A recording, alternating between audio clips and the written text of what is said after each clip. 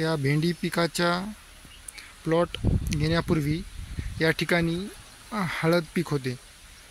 तर हळद पिकासाठी आपण ग्रीन प्लॅनेटचे भूमी पॉवर व बाकी इतर जैविक खते व कीटकनाशके यांचा वापर केलेला होता। हा भेंडीचा प्लॉट आज 40 दिवस पूर्ण झालेला आहे।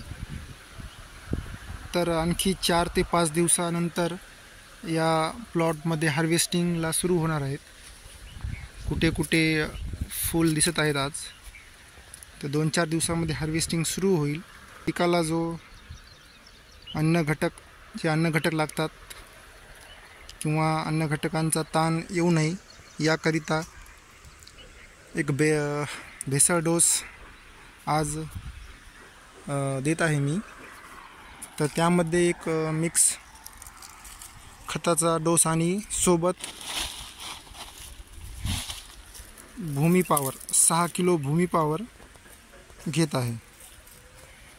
तरी शेतकरी बंधूंना माझी विनंती आहे की ग्रीन प्लॅनेटचा भूमी पॉवर हा जैविक खत तुम्ही एक वेळ अवश्य वापरून पाहावा। धन्यवाद।